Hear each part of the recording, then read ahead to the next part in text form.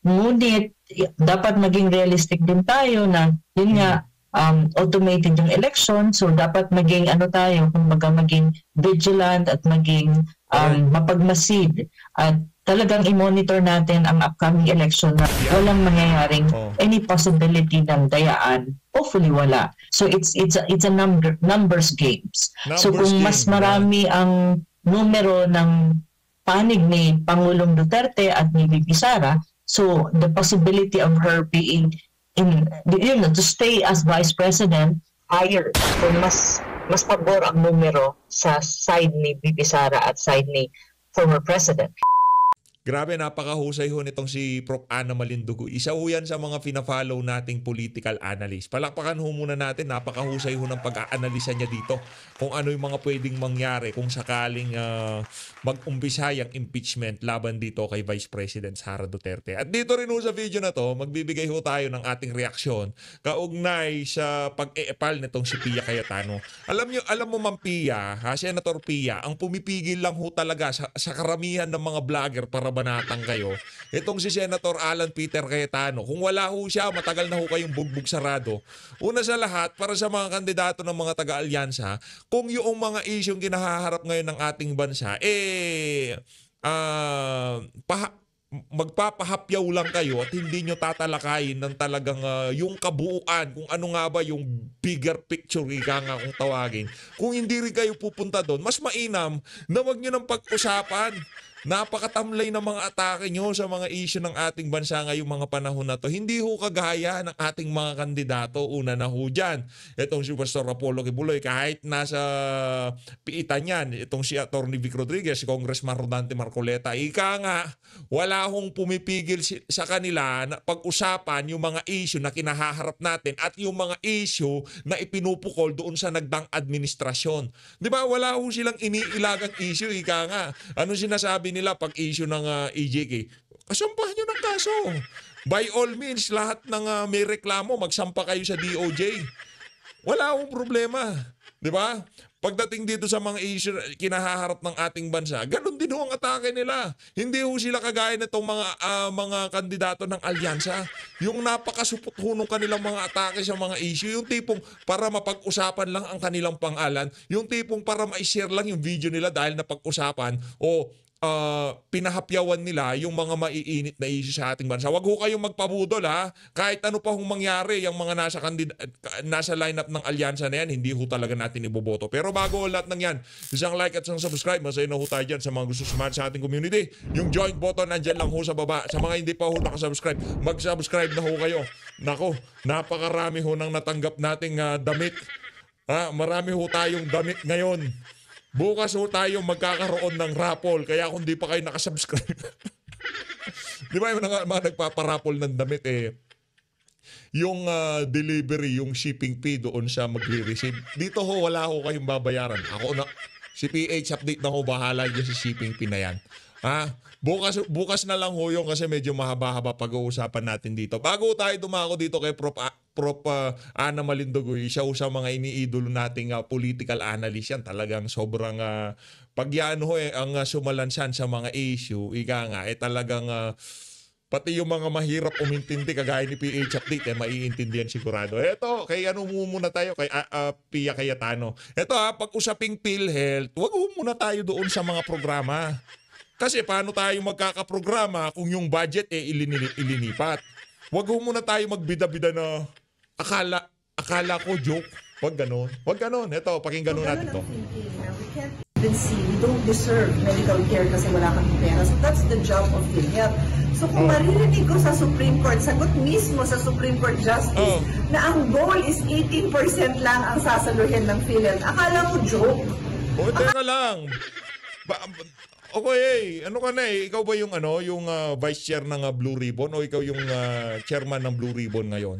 'Di ba? Hindi tayo aabot ng PhilHealth. Okay na, ibigay na natin 'yon. Napag-uusapan ngayon yung mga programa ng PhilHealth na 'yan. Pero paano ho natin mapopondohan yung mga programa kung ilinipat ng amo nyo diyan sa alyansa yung pondo na dapat sana popondo sa mga proyekto ng PhilHealth? Doon na lang ho muna tayo. Wala ho sana tayong issue dito Yung tipong magpabida kayo doon sa mga programa ng PhilHealth, okay lang sana Kaso magpapabida kayo kung yung amo nyo hindi niya kinuha yung pondo sa PhilHealth at ilinipat sa National Treasury. Okay lang 'yun. Walang problema ganun. Pero pagka ilinipat, kinuha nitong administrasyon yung pondo ng PhilHealth at magbibida-bida kayo na akala ko joke. Malabsaho. Akala ko joke kasi ang gusto kong marinig, nasa 50% po tayo, papunta tayo sa 75%, papunta tayo sa 95%, sabihin mo ng 99%. Walang problema sa akin na may konting contribution ang tao, no? Kung mas mayaman ka, mas malaki contribution mo. Kung mahirap ka, 100% dapat i-cover ng PhilHealth. 18%. So, magbibigay ako ng halimbawa, hindi na ako kailangan magbigay ng halimbawa. Mismo si Justice Lopez, ginawa niyang halimbawa yung sarili niya. Sabi niya, yung sakit niya, inabot siya ng 7 million. Sabi niya, magkano ang coverage ng PhilHealth? Kayo, isipin niyo magkano. So, may mga nagbigay ng hula, baka nasa 10%. Sabi niya, hindi nga umabot ng 10%.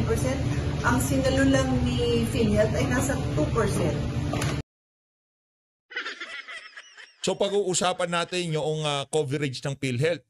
Pero yung pinakarason kung bakit ipinatawag sa Supreme Court ang PhilHealth hindi mo tatalakayin. Yun ang problema ho natin diyan. Ika nga bistado na ho kayo. Sa totoo lang itong mga yan si Camille Villar, yang si Pia Cayetano, hindi na nakita nyo, hindi ho natin binabanatan. Hindi ho natin pinakikialaman yung mga kandidato na yan. Kasi kahit papaano, meron ho tayong, kahit papaano yung ipinapakita nila, kagaya nitong si Senator Alan Peter, itong si Manny Villar, si Mark Villar, noong dinampot itong si Tatay Digong, kahit na noong nasa dahig na, doon pa lang nagsalita, kahit papaano nagsasalita pa rin. Yun yung tipong pumipigil na wag mo yan, si Pia Cayetano, kapatid yan ni Senator Alan, di ba? Diba? Isa ho siya sa mga nagtatanong doon sa hearing nitong itong si Amy Marcos. Kahit ano pang sabihin ho nila, kahit na wala nang pakinabang yan o kung kahit na, doon sa mga pagtatanong, doon sa mga pagsasalita, lalong naiintindihan ng ating mga kababayan na meron talagang maling ginawa ang administrasyon na to. Napakalaking bagay na hunod, mga kababayan. Sa totoo lang, napakalaking bagay na hunod. Kahit nasabihin na natin na nandun na si Tatay Diggs, ano magagawa natin? Diba? Masakit masabihin pero yun ang katotohanan. Pero yung mga ibang hindi pa naiintindihan tong issue na to, kung marinig nila itong si Alan Peter, itong mga Villar, nagsasalita yan si Speaker Manny Villar diyan sa issue na yan. Ano bang meron? Diba? Kahit na birthday greetings lang o simpatsya lang, ika nga.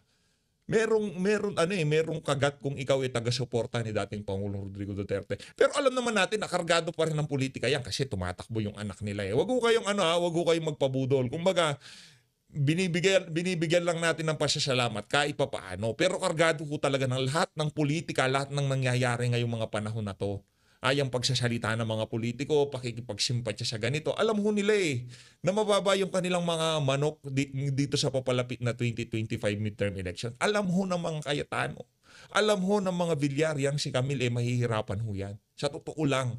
Yung mga natin, yung mga kandidato natin, hindi ho mga bilyonaryo, pero ang lakas ng hatak sa taong bayan kasi totoo ho sila.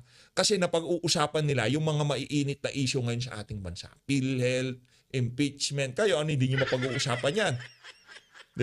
Diba? Hindi nyo kaya. Kasi nakatali ang kamay nyo, nakatape ang bibig nyo, nakasara yung mga tenga nyo dyan sa mga issue na yan. Kasi baka matulad kayo kay Amy Marcos, nasampulan na nga diba? 2%. So kahit nasa public hospital ka pumunta, meron talagang mga sakit na malubha. Hindi, abangan natin, baka tatalakayan niya naman na yung paglilipat ng pondo, talagang illegal yung ginawa ng administration. Aabutin ka talaga ng, sabihin mo ng milyon. Ito, another example. Ito sa amin. Pumunta sa amin sa office ko, very common yan, whether mayor ka, governor ka, konsehal ka, kami senador pinupuntahan. Humihingi ang tulong ng nanay na yung baby niya 3 months old, nagkasakit pneumonia din sa ospital. Ang bill is 1 million. Alam niyo kung magkano ang tinulong ng PhilHealth? 25,000. So even assuming na hindi inabot ng 1 million yung bill ni baby, inabot siya ng 100,000. Saan kukuha si nanay ng 75,000? Kahit naman abutin niyo ng 75,000, saan kukuha si nanay ng 50,000? My God, PhilHealth, you are not doing your job. This is a joke. And I have been... Okay, galit ka na. Mag-alboroto ka na dyan sa PhilHealth. Hindi nila ginagawa trabaho nila. Pero dapat questionin ho muna natin. Pag-usapan ho muna natin yung punot dulo kung bakit napunta tayo dyan sa Supreme Court. Yun ho muna. Bago ho natin solusyonan ang mga programa na yan. Nasaan ho kayo? Di ba nga, yan ang problema sa inyo. Naiisip nyo lang yung oversight function nyo pagka tumatakbo kayo. Tama, mali? Yan ang gustong solusyonan itong si Congressman Rodante Marcoleta. Real talk. Di ba? Yung oversight function ng Kongreso dito sa mga ahensya na to. Kung hindi pa kayo tatakbo, hindi nyo pakikialaman yung PhilHealth na yan. My goodness! Senator Pia Cayetano, nakakahiya ho. Huwag na ho kayong magsalita. Anak ng toko, nakakahiya ho talaga. Senador ho kayo. Hindi lang naman ho ngayon pinag-usapan yung PhilHealth na yan. Ang tagal na yan. My goodness! Mag-iisang taon na hong linipat ang pondo ng PhilHealth. Ngayon pa lang kayo bibida ng... Akala ko joke. Anak ng toko. Huwag ganun. The Vice Chairman of the Committee on Finance of the Senate, 5 years ko nang akong in charge sa budget ng PhilHealth. Do you know that last year and the last... Binida pa talaga niya. 5 years na daw. Mali, 10 yan. 5 years. 5 years na daw siya. Na chairman o kung ano pa man yan dyan sa PhilHealth na yan, budget ng PhilHealth. 5 years ka na pala. Anak ng toko, 5 years ka na. 5 years ka na. So ngayon mo palang nagtatanong ka, PhilHealth, anong kailangan nyo? Isulat natin para sa BICAM, may ipasok natin yan. Anong kailangan nyo? Magkano kailangan nyo? Tanong ka ng tanong kung ano kailangan nila, yung proyekto, di mo tinatanong.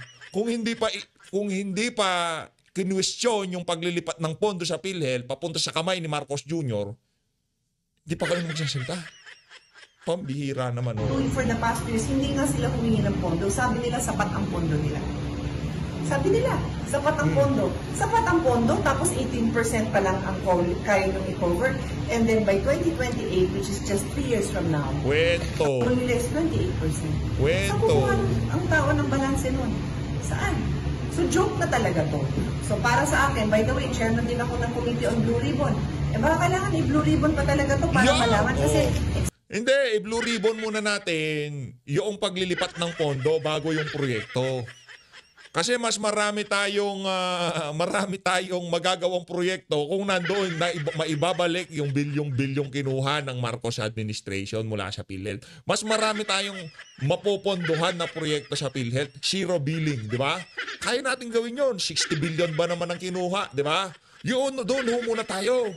Pag-usapan na ho natin, game mo, Blue Ribbon tayo. Bago yung proyekto, yung coverage ng PhilHealth, yun ho muna 60 billion. Binubudol nyo na naman ho kami. Ilang buwan nyo lang kasama yung mga mambubudol, magaling na rin kayo mambudol. Anak ng towa. Excited pa man din sana ako with the new leadership. Wag naman sana yung kagalit nitong si Senator Pia. No? Hindi natin talaga pinakikialaman to si Senator Pia, yung mga babaeng kandidato ng alyansa ng mga mambubudol. No? Hindi natin talaga, sa totoo lang. Pero dito sa isa na to, sobrang nakornian ako sa'yo, madam. Wag na ho, kung ganyan din yung mga ang alabsa ng atake nyo. Pero malaman ko na ganyan lang ang goals nyo. Para lang natin pinapatay, parang killing me softly. Parang killing me softly pa di ba? Na parang, kunyari pa tayo na if think at aasahan ng mga kababayan natin. Wala ho pa yung aasahan kung ganyan din lang. So, yan mo ang aking very short reaction sa PhilHealth. Masakit sa akin dahil nando naman ang pondo. Ako po ay sponsor ng sin tax loan. Nakailang sin tax loan tayo over the... Yung isa pa yan. Yung siniro subsidy ang PhilHealth. Hindi mo pag-uusapan yan. Over the past how many years, hundreds of billions na ang nakolek sa sin tax. Kahit thousands of billions na. Kung hindi rin mapupunta sa dapat ng kapuntahan niya mga syntax na yan, walang kwenta yan. Nakalagay sa batas, dapat merong naka-allocate sa PhilHealth. Di nyo naman linagyan. Bakit nung BICAM di ka nagsalita? Ba't ngayon ka nagbibida-bida? Senadora ka, di ba? O, bycam. O, teka, saldi ko, teka lang. Senator Grace, anong nangyari dito? Bakit sira yung subsidiya ng ng PhilHealth? Pero ngayong tapos na yung bycam, tapos yan ka nagbibida-bida, di good luck na lang sa'yo. Pondo sa PhilHealth. Nasaan na? So, yan ho ang ating hinahanap po niya yung subsidiya, yung binigay na subsidiya galing Syntax. Nasaan na daw yun? Kinuha ni Marcos Jr. maisim reaction sa mga ganap sa Supreme Court. Sen, amid all this, ano po yung message natin sa ating mga kababayan? Hindi. Wala akong pakialam dyan sa message mo sa mga kababayan. Ang message mo sa alyansa ng mga mambubudol, ang message mo kay Marcos Jr. Again, executive branch, under ho ng DOH ang PhilHealth. Kung ano man ang kapalpakan ng PhilHealth, hindi ho natin pwedeng isisi kung sino nangangasiwa dito. Umalis na ho yung unang pinuno na tinalaga ni Marcos Jr. dyan. Ngayon, yung bago na naman. Pero kung pupukpukin nyo yung mga ilinalagay na tagapangasiwa dyan, tapos yung sangay ng pamahalaan na may control dyan, hindi nyo kakastiguhin, nagbubulahan lang ho tayo. Punta na lang ho tayo dito kay Prof. Ana Malindug. Oy, di ba Prof? Mali yung ginagawa nila, no? Ito si Prof kasi pinapakinggan ko to eh. Prof, salansanin mo nga yan. Di ako magaling sumalansan. Ikaw talaga yung, kumbaga pagka salansanan ng usapan yan, talaga pinapakinggan ko. Ika nga. By the way, si Atty. Delgra nasa dahig na. Siguro bukas na ho yun. Ito ho kasi ito yung ika nga ito yung mga kailangan marinig ng ating mga kababayan kung bakit kailangang manalo ng mga kandidato natin. 5'6", 28. Si Pastor Kibuloy naman ho 53. Yung luma na ho ito 52. 53 ho talaga yan. Tapos 34. Dahilan kung bakit kailangan nating ipanalo ang Duterte 9. Ayan ho. Duterte 9 plus 1. Yan. Hindi, yung mga official talaga, Duterte 9. Kaso nung nandun na sa Hong Kong, ika nga, yan, napasama na yan. Di ba? Itong si Doc Richard Mata. Pero ang original, Duterte 9 talaga. Pero nung pagkatapos ng Hong Kong, naging Duterte. Ito na, kay Prof. Ana Malindug ho tayo. Nagpunta pala ho tayo kanina doon sa nangyaring rally. Grabe, daming tao na naman ho mga kababayan. Ibang klase talaga. Pagka alyansa, may halong chemical. Kaya maraming ayuda dyan eh. Pero pagka ang nag-organisa, mga taga Duterte, line-up ng Duterte, asahan nyo ho, organic yan. Kasi wala ho tayong may pamimigay na ayuda ika. Wala tayong AX, Tupad, AKAP, Porfish. Walang ganun. Kahit yan si Senator Bato, Senator Bongo, nasa Senado sila, wala ho silang ganun. Ika nga, organic lang talaga. Ito, pakinggan natin ito. Yes, malapit na nga ang midterm election. That will be in March 12, I think, 2025. Tapos, so kung titingnan mo mga isang buwan pa ang kampanya and then election na. So far, nakakalungkot na hanggang ngayon, hindi pa rin makabalik ang ating mahal na former President Rodrigo Duterte. Pero yun nga ang panawagan ng mga Pilipino, di ba, na bring him home. Tapos, on the other hand, kung anong nakikita kong senaryo sa upcoming midterm election this May, well, I'm realistic about these things. So, una, nakikita ko na yung nangyari kay former President Rodrigo Duterte to a greater extent, nagkaroon siya ng push at mas lalong nagkaroon ng chances ang mga senatoriables under PDP laban na, makakuha ng seats sa Senado. Ngunit, dapat maging realistic din tayo na, yun nga, automated yung election, so dapat maging maging vigilant at maging mapagmasid at talagang i-monitor natin ang upcoming election na. Magaling ho talaga yan. Sa totoo lang, pagka napakadaling intindihin, pagka ho talaga mga profesor lang nagpapaliwanag, yung kaya nilang ipaliwanag yung mga issue na kung saan pati yung mga mahirap umintinding kagaya ni PH Update, naiintindihan. Walang mangyayaring any possibility ng dayaan. Hopefully wala. And at the same time, siguro kasi nasa last going to the last stretch ng kampanya, yung mga supporter siguro ni President Rodrigo Duterte, kailangan din sigurong tulungan ang mga PDP senatoriables na alam mo yung mga kampanya na i-convince ang ating mga kababayan na they are the... Kung talaga hong taga-suporta kayo ni Tatay Digong, magtulong-tulong ho tayo kasi pagka nagkataon, natalo mga kandidato natin. Worst case scenario ha, 2 lang nakapasok kasi yung 2 sigurado na. Worst case scenario, 2 lang nakapasok sa atin. Matatanggal ho si VP Sara. Di na ho siya makakatakbo. At yun ang ika nga endgame para dito sa 2025 election. Anong endgame? Mabakla si VP Sara. At hindi na siya makatakbo sa 2028 presidential election. Yun ang endgame. Hindi yung tawag dito, yung accountability. Kabalbalan ho yun. Accountability, isa impeachment mo titirahin.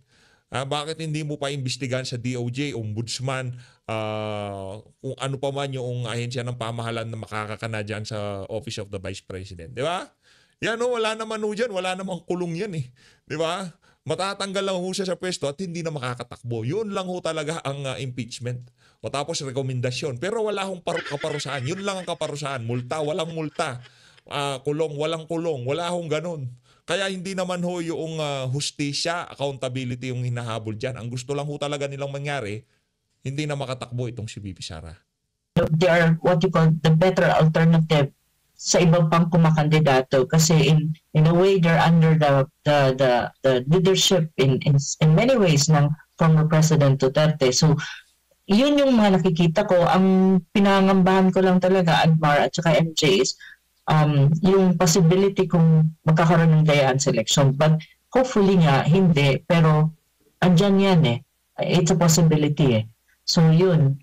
At alam naman natin na ang midterm election, lalo na yung senatoriables yung senatoriables, no? Kung kaninong partido ang mas magkakaroon ng seats or mananalo has a big it has something to do with yung upcoming impeachment trial ni VP Sara. Kasi again, uulitin ko, ang impeachment trial sa Pilipinas, it's not about legal matter. It's not about the merit of the case in most cases or most often than not.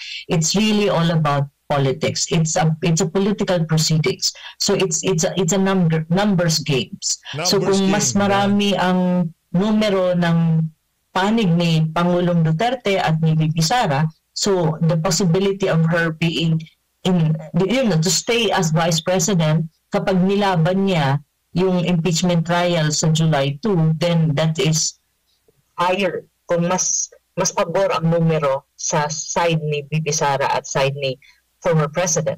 However, kung ang numero ay pumabor dun sa kabilang parlor, medyo alanganin ang posisyon or ang alanganin ang sitwasyon ni VP Sara when you talk about the impeachment. Kasi I'm not kidding. This is not about merits of the case. This is really about politics, and this is impeachment is very political in every way. It's not really about kung may basihan ba ang impeachment o wala. It's all about numbers. It's all about power, and it's all about control of the Senate by the camp of Marcos Jr. / Romualdez. So yun. Kasi ang House of Representatives, it's a given already. We don't have a hold on that. And they control the numbers in the House of Representatives. So the crucial is the Senate really. And midterm election is crucial in that sense. So I hope yung mga sacrifices ni Pangulong Duterte ay it will not be in vain. And I hope really also that the Filipino people will wake up and they should elect people in government that are not just competent, but they have the moral ascendancy. They have some kind of a grasp on what is right and wrong, and some people who values righteousness and moral ascendancy is very important in the kind of politics that we have in the country, which is very backward. So kaya nga ako, to be frank with you, sa listahan ko, number 1 si Pastor Kibuloy. Why? Because pastor is a pastor. So pastor siya. Alam niya kung ano yung what is right and wrong in terms and what is moral and not. So that is very important. It's not about intelligence only. It's not about competence. It's not about if magaling ka o hindi. The sense of having a candidate na Sarap lang pakinggan itong si Prof eh. Hindi na tayo sisingit kasi baka mas maguluhan pa ho kayo pag ako nagsalita. my moral uprightness and there is a sense of righteousness is very important at this point in time in our politics kasi sobrang backward, sobrang dumi at sobrang nakakasuka. Nakakamiss si Tatay Digong, grabe. Nakakamiss talaga, grabe. Pag nakikita ho natin itong mga throwback na to, tingnan nyo naman ho yan. Ganyan ho kamahal ng sambayan ng Pilipino, yan si Tatay Digong. Kaya yung ginawa ho nila na yan, ikukwento ko ho sa mga anak ko kung gaano kababoy itong mga Marcos na to. Ikukwento ho natin sa kaapu-apuhan natin kung gaano kawalang kwenta itong administrasyon na to. Na meron sigurong mas walang kwenta maliban dito. Kaso dito tayo, kumbaga yung kamalayan natin, dito tayo nabuksan nga yung kaisipan natin sa politika nung nagkamulat tayo kung ano nangyayari sa ating bansa. Ito talaga yung pinakababoy na administrasyon na nakita ko. Sa totoo lang linampasan pa ho niya yung kay ganito. Natin, pagsusunod-sunurin natin. Pinakababoy itong kay Marcos Jr. Nalampasan niya na ho. 3 taon lang ho 3 taon. Nalampasan niyo na ho ito yung kay Pinoy. Kasi dito, kay Pinoy kasi, Yolanda, di ba? Ganyan yung mga maraming nagurgur, di ba? Dito, walang Yolanda pero maraming nagugurgur. Dahil sa gutom. Maraming nagugurgur dahil sa kriminalidad. Yun ang problema dito. Kaya talagang linampasan niya.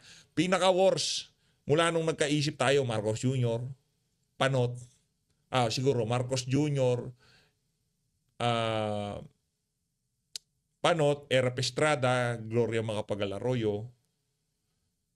Ay, hindi. Ramos, Gloria Macapagal-Arroyo, tapos kay Tatay Digong. Kumbaga yung the best na nakita natin kay dating Pangulong Rodrigo Duterte. Kasi sasabihin nila, gumanda ekonomiya natin noong panahon ni Panot.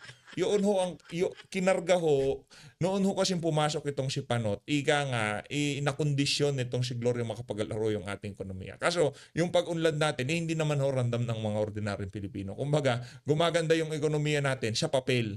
Yung mayaman, yung mga mayayaman. Pero pagdating sa mga mahihirap, hindi umuunlad ang buhay.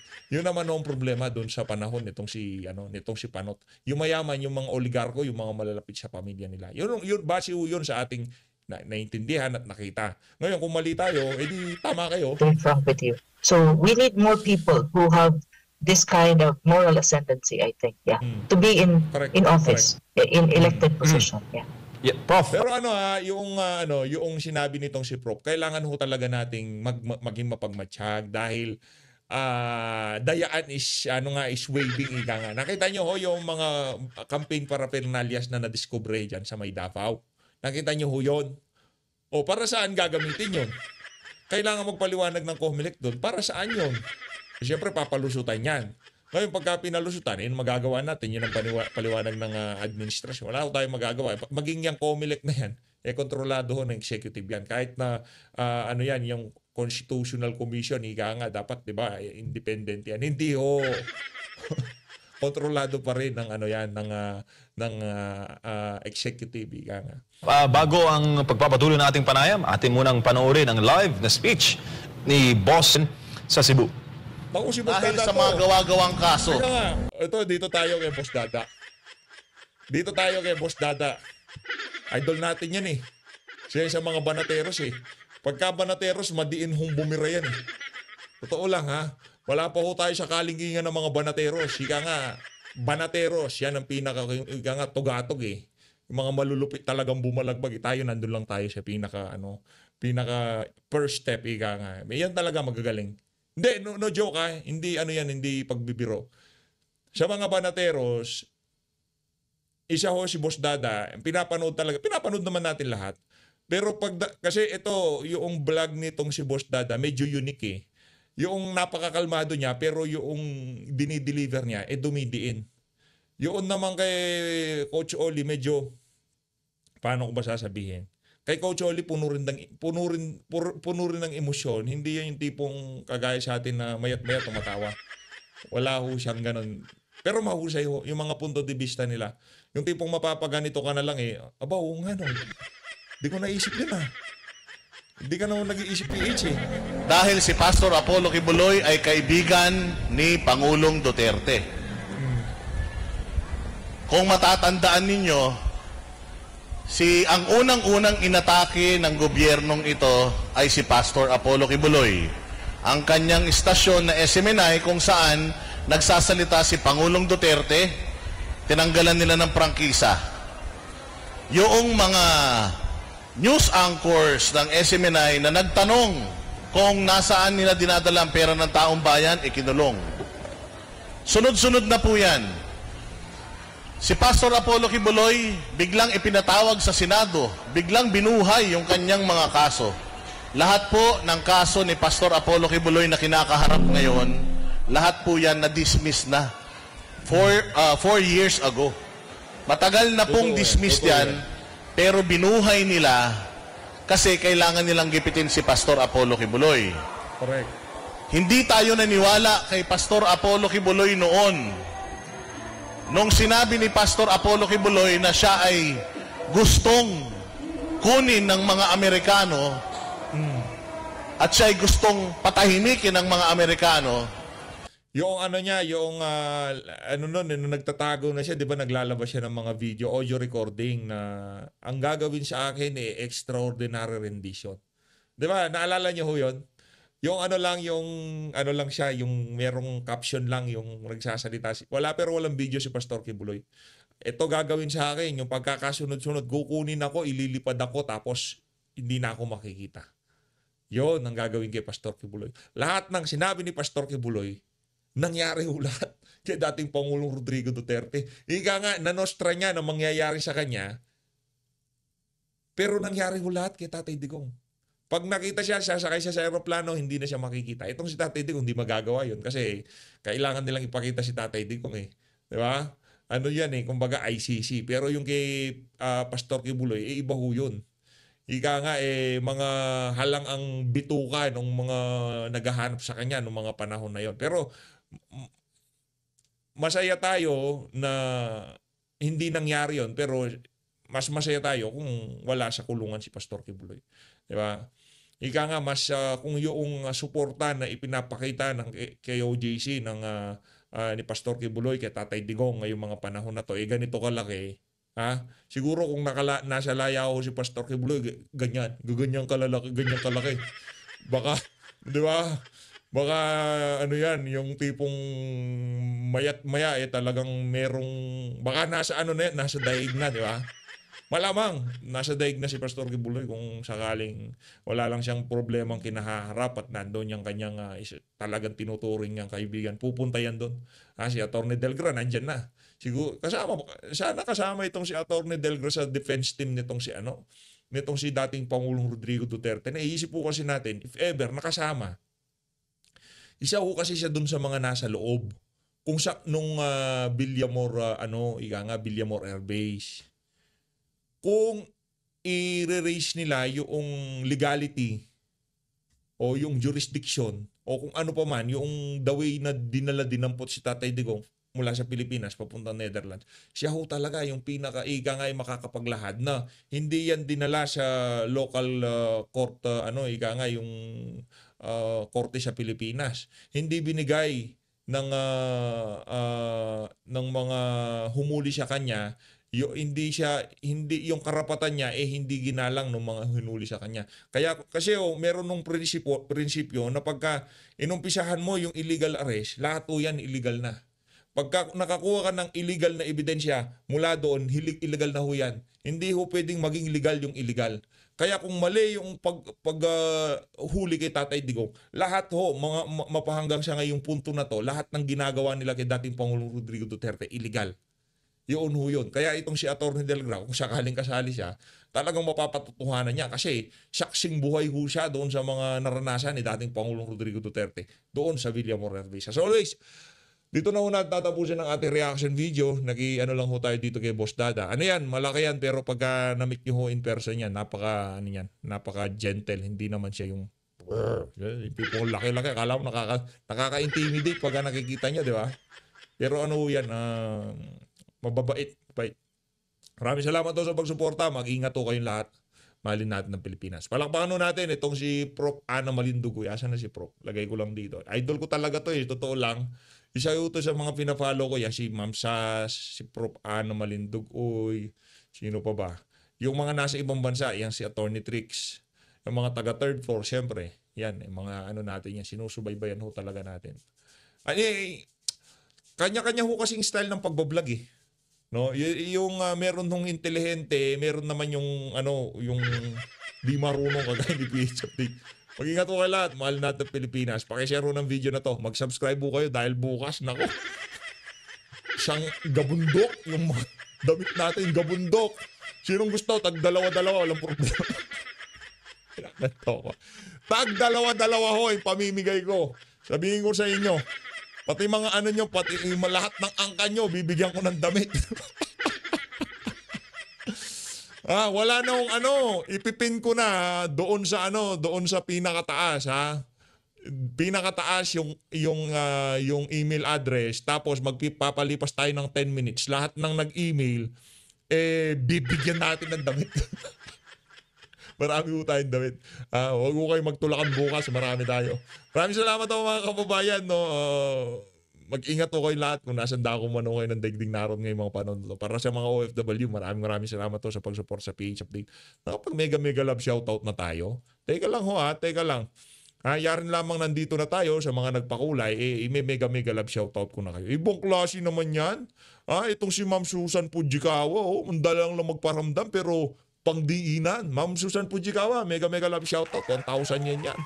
Makakapag-ramen ako dyan. Ay, tama, ramen ho ito kasi yen to Baka makakapag-ramen tayo nito. Ito dito kay Sir Jordan Cabico, no? Maraming salamat to. Sa mga susunod na video natin, ilalagay na natin dyan yung mga nagpapakulay sa mga video natin. So always, mag-ingat po kayo lahat. Mahal natin ng Pilipinas. Mabuhay. Duterte.